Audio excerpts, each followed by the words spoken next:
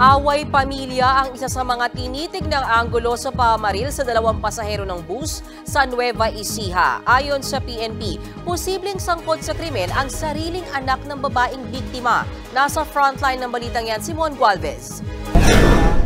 Ang brutal na pagpatay na ito sa dalawang pasahero sa loob ng isang bus sa Caranglan, Nueva Ecija, posibleng nag-ugat sa isang malalim na away pamilya. Base sa investigasyon, magkarelasyon ng mga biktimang nagkakilala lamang daw sa social media sa kabila yan ng pagkakaroon nila ng kanya-kanyang pamilya.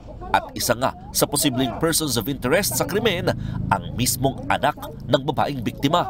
Sa dokumentong nakuha ng News 5, nito lamang Abril ay sinampahan pala ng biktima ang kanyang sariling anak ng mga reklamong robbery at carnapping. Nakablatter po ito at on bail lamang po itong kanyang anak. Kinumpirma rin ng kapatid ng biktima na may mga natanggap nitong banta sa kanyang buhay. Isa ring kaanak ng babaeng biktima ang nagpatotoo sa alitan ng mag-ina.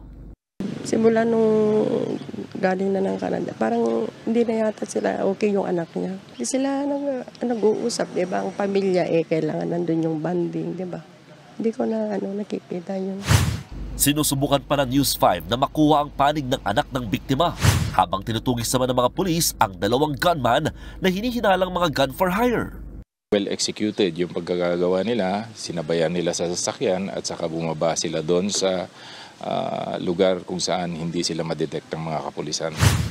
Base sa investigasyon, sa Kawayan Isabela sumakay ng bus ang dalawang biktima. Papunta sana silang Tarlac para kumuha raw ng alahas na nagkakahalaga ng ₱250,000. Bumiyahe sila ng halos 3 oras. Pagdating sa Bayumbong, Nueva Vizcaya, saka sumakay naman ng mga gunman. Mahigit 2 oras din magkakasama sa loob ng bus ang mga sospek at biktima. Hanggang sa may sa katuparan, ang brutal na pagpatay pagdating sa Caranglan, Nueva Ecija. Sa bulubunduking bahaging ito ng Maharlika Highway, pumara ang mga sospek matapos ang pamamaril. Walang signal ng telepono dito sa lugar at wala rin masyadong bahay dito sa paligid. Ayon sa mga pulis, pagkababa ng mga gunmen ay dumiretso sila sa isang ilog saka pumanik daw ng bundok.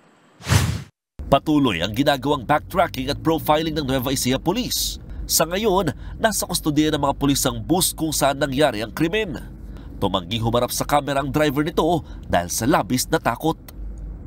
Nagbabalita mula sa frontline, Mon Gualvez, News 5. Mga kapatid, Lucy Cruz Valdez po, maging maalam at may pakialam sa mga napapanahong balita sa bansa. Tumutok at mag-subscribe sa News 5 social media pages.